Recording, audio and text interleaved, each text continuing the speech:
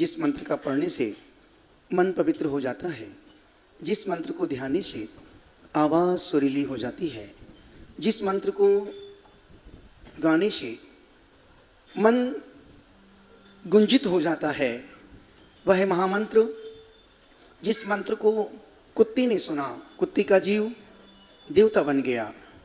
वह महामंत्र, जिस मंत्र को नाग नागिन ने सुना, वो धरणेंद्र पद्मावती बन गए। वह महामंत्र, जिस मंत्र को माँ सीता ने पढ़ा, सीता अग्नि में कूदी, अग्नि जल का सरोवर बन गई। वो मंत्र एक ही है, पर पढ़ने की भावनाएं बहुत अलग अलग। वही मंत्र आप भी पढ़ते हैं, वही मंत्र हम भी पढ़ते हैं, वही भगवान को आप भी देखते हैं, उसी भगवान को हम भी देखते हैं, पर देखने में कितना फासला, कितना अंतर है। आप किस भाव से देखते हैं पता नहीं, पर हम किस भाव से देखते हैं।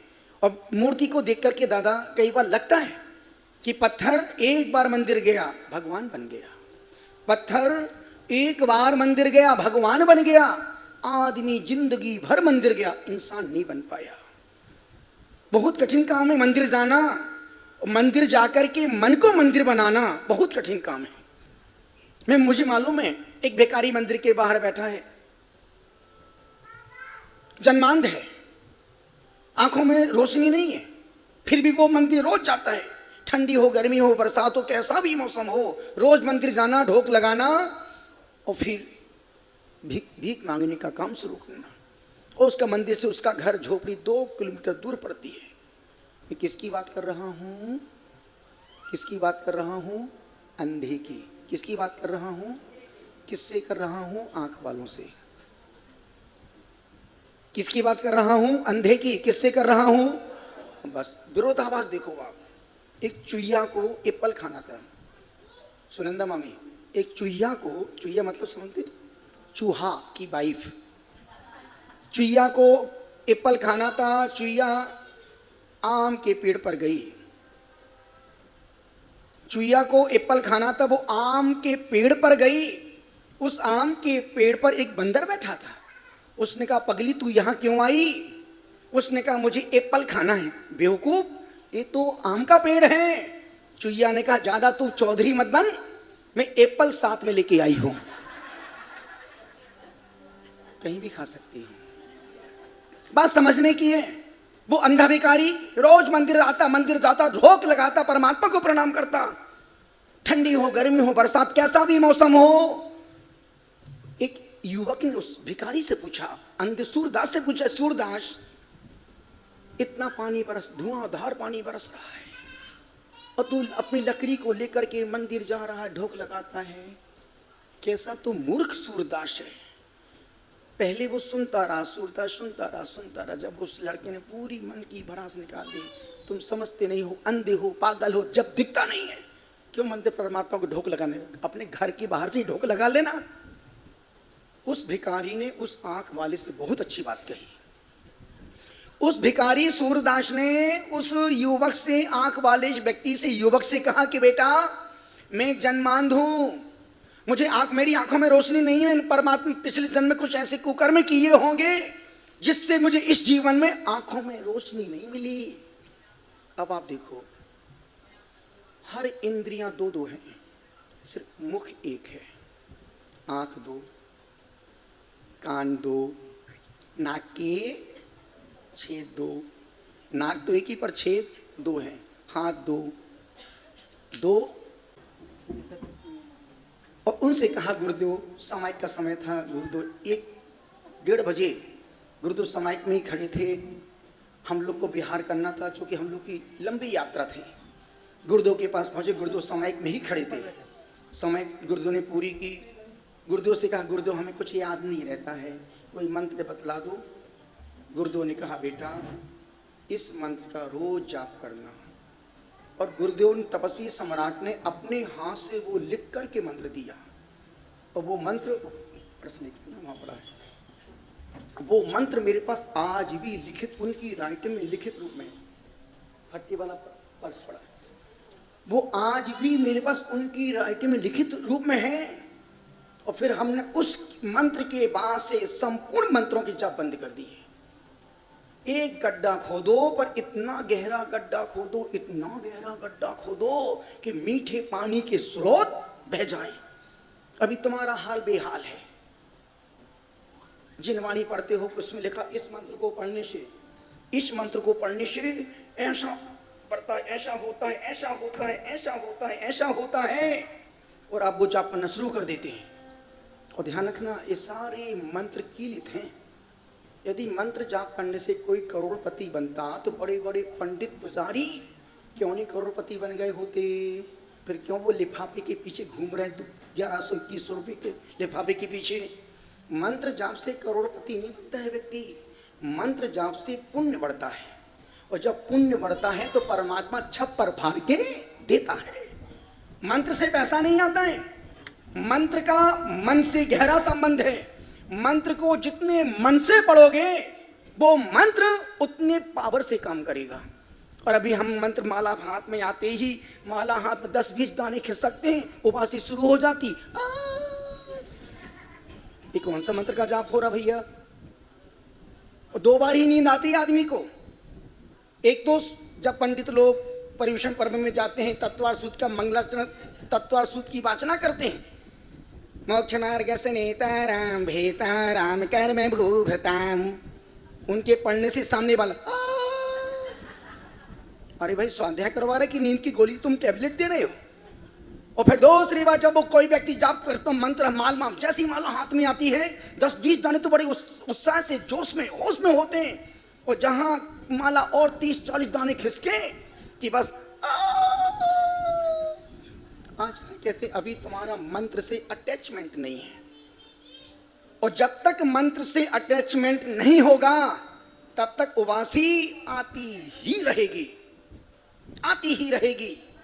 तो गुरुदेव ने वो लिख के मंत्र दिया, बेटा इस मंत्र का तुम रोज एक माला फेरना। एक माला में मतलब पूरे 50 मिनट लगते हैं, और वो मंत्र उसके बाद से फिर हमें दूसरे कोई मंत्र पढ़े ही नहीं। और कभी भी यदि कोई मंत्र गुरु दे दे समझ के वो मंत्र उत्कीलित हो गया, और तुम अपने मन से किसी किताब से, जिनवाणी से, पुस्तक से, पंचांग से कोई मंत्र निकालो, जाप करो, वो मंत्र का पुण्य तो मिलेगा पर कार्य की सिद्धि नहीं। हमने भी 2-3 गलतियां बहुत की। जब गुरुदेव के चरणों में थे, 89 में दीक्षा हुई, बिना गुरुदेव की आज्ञा से हमने जाप किए प्रतापगढ़ में।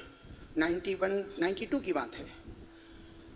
जाप किया, पूरे मंत्र जाप होने वाली थे, सुनंदा मामी पूरी जाप होने वाली थी, सिर्फ 10-20 माला बची थी। और उस समय हमारे पास स्टील की डब्बी, धागे की माला और उसमें लौंग, गिनती की लौंग। बस आहार के बाद आहार करके आए। पारसनाथ नया मंदिर, पारसनाथ भगवान का वो दरबार था, वहाँ पर यक्षिणी की मूर्ति खड़ी थी, और मैं रोज वहीं बैठ के जाप करते थे। बस अंतिम जाप थी, 1 बजे का समय था, डिब्बी माला पूरी बस उठने वाला ही था कि अचानक दिखना बंद हो गया, आंखों की रोशनी गई।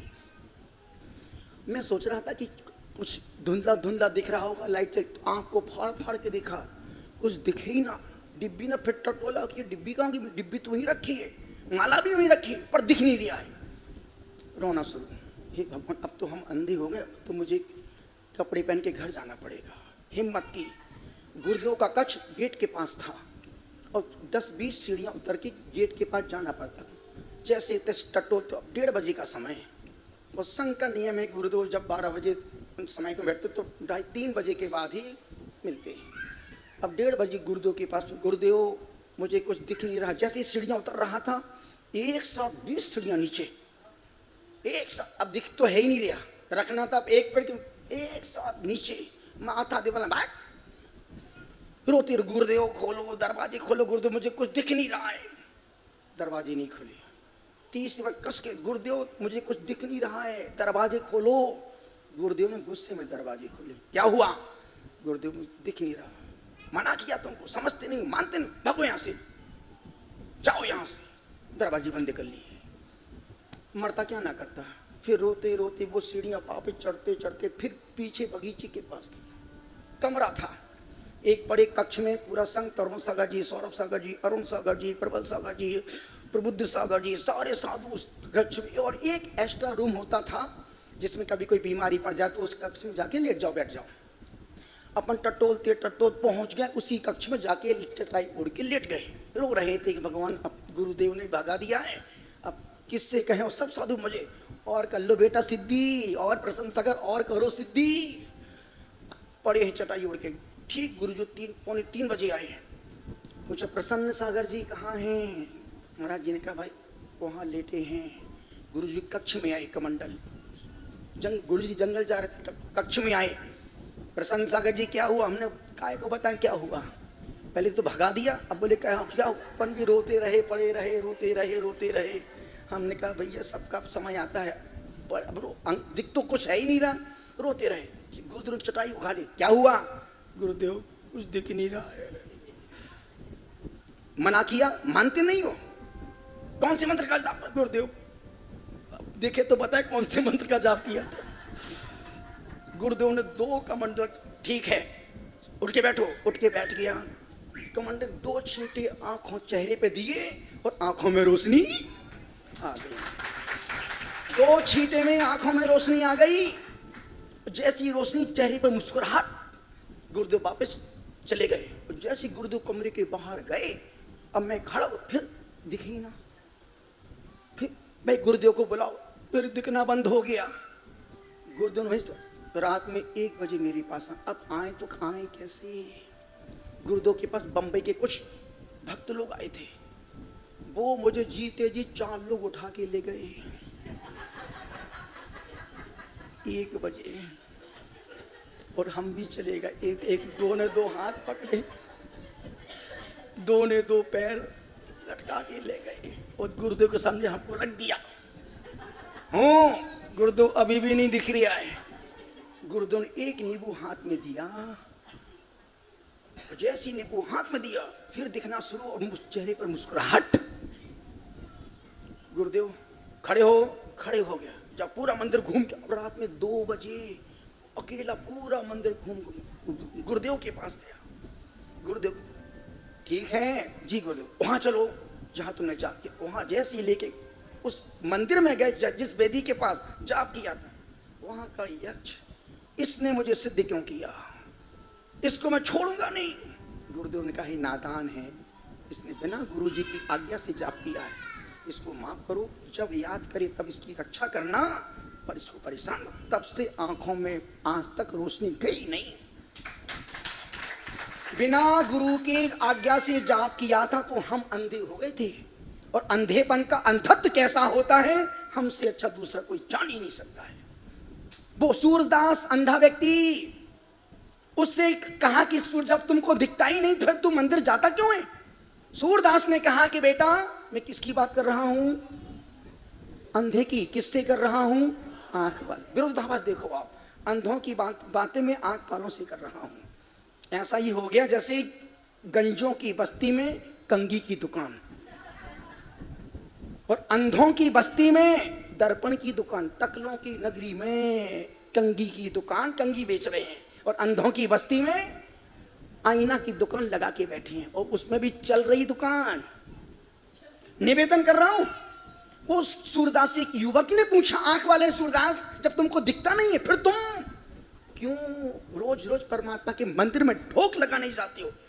उस सूरदास अंधे व्यक्ति ने आंख वाले से जो बात कही वही बात मैं आपसे कहना चाहता हूं। सूरदास ने उस अंधे युवक से कहा कि बेटा मैं मानता हूं मैं जन्मांध हूं, मैं इसलिए परमात्मा के चरणों में ढोक लगाने जाता हूं कि परमात्मा मुझे नहीं दिखता है, मैं जानता हूं, पर इसलिए ढोक लगाता हूं कि मेरा परमात्मा मुझे रोज देखता है कि मेरा अंधा भक्त रोज दरबार में ढोक लगाने के लिए आता है। मैं रोज इसलिए जाता हूं कि परमात्मा की नजरों में, बस तुम भी जिंदगी में ऊंचाइयों पर जाना है, 3 की नजर से दूर मत होना।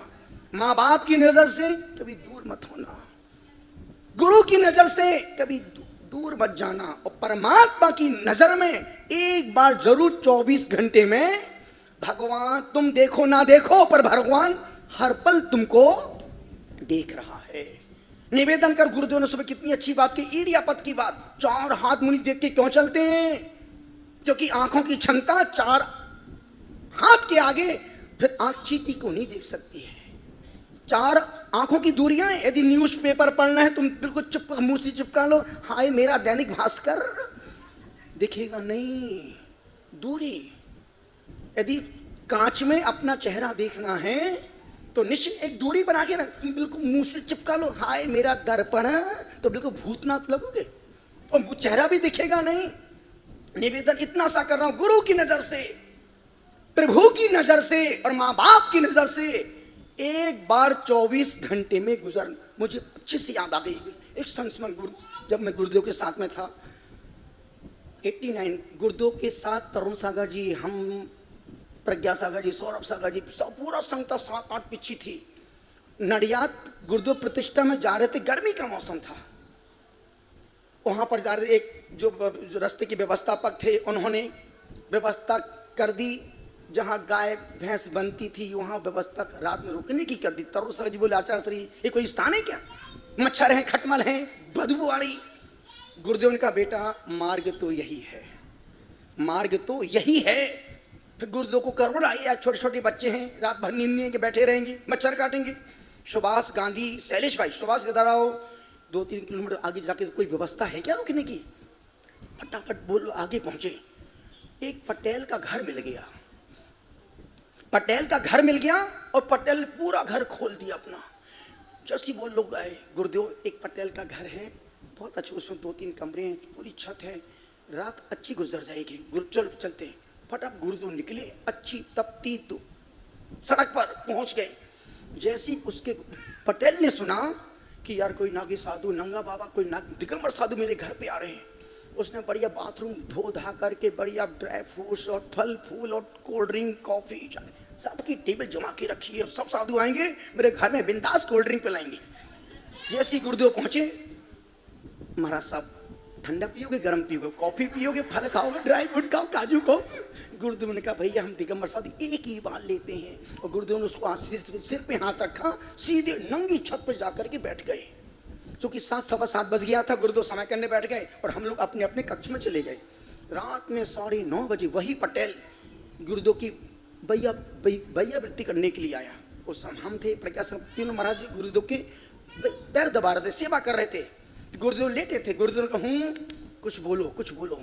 वो पटेल बोलता है, गुरुदेव मेरे भी एक गुरुदेव थे, जब गुरुदेव की समाधि चल रही थी तो हमने गुरुदेव से जाके पूछा, गुरुदेव आप तो चले जाएंगे, अब हम किसके पास अपना माथा टेकेंगे, किसको हम अपनी मन की व्यथा कहेंगे, किससे हम अपने मन के जज्बात शेयर करेंगे, किससे हम कुछ कहेंगे और कुछ मांगेंगे? तब मेरे गुरुदेव ने 3 बातें कही थी। वो पटेल की बात बोल रहा हूं। उस पटेल ने कहा, गुरुदेव लेटे थे, जैसे उसने कहा मेरे गुरुदेव 3 बातें कही, गुरुदेव उठ के बैठ गए। बोलो कौन सी 3 बातें? तब उस पटेल ने कहा कि गुरुदेव, मेरे गुरु ने कहा था तुम्हारे घर पर 5 साल बाद जो साधु आके रात्रि विश्राम करेगा और सुबह बिना खाए पिए जाएगा, और तीसरी बात उन्होंने कही, रात्रि विश्राम करेगा, नग्न होगा और घर में कुछ खाएगा नहीं, समझना कि तेरा गुरु यही है। इतना कहा कि गुरुदेव फिर उसके बाद सोई नहीं, रात भर गुरुदेव यूं बैठे रहे, पूरी रात। वो भी बंदा 2 बजे पूरा घर धो धा करके कि गुरुदेव को सुबह बढ़िया पूजा पाठ करेंगे, पाठ प्रवचन सब कुछ करेंगे। चूंकि गर्मी का मौसम था, गुरुदेव 4:30 बजे ध्यान समय करके उसके पूजा घर वहां पहुंच गए, खड़े हो गए, आशीर्वाद। और ठीक 5 बजे आचार भक्ति की गुरुदेव वहां से निकल गए। वो पटेल आज भी गुरुदेव के पास, जहां पता चल जाता है साल में एक बार दर्शन करने आता ही आता है। कैसे कैसे जीवों के भाग, कैसे कैसे कहां रुकना था और कहां जाके रुके। उसके गुरु ने 3 ही बात यही तो कहा था, जो नग्न हो, रात्रि विश्राम करे और घर में कुछ भी खाए पिए ना, वो तेरा बस गुरुदेव, मुझे तो गुरुदेव मिल गए।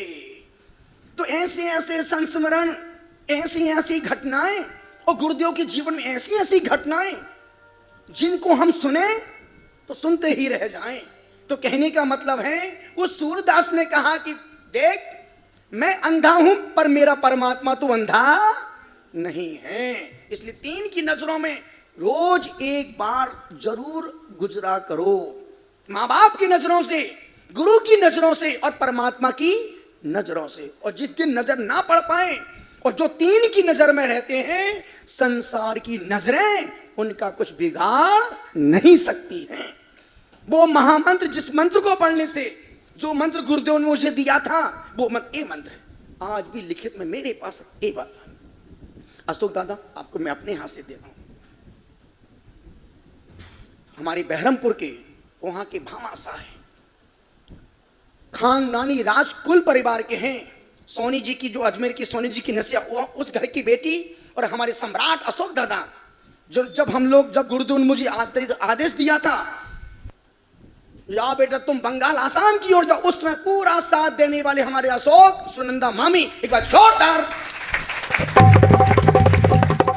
और आज भी हर साल कहीं भी रहे, आते हैं, ढोक लगाते हैं और आनंद से 2-3 दिन रहते हैं, फिर उसके बाद अपनी बैटरी को चार्ज करके चले जाते हैं। वह मंत्र जिसको पढ़ने से मन पवित्र हो जाता है, मैं भी पढ़ता हूं, आप भी पढ़िएगा, मैं भी गाता हूं, आप भी गाइएगा, हम गाते हैं, आप भी गुनगुनाइएगा।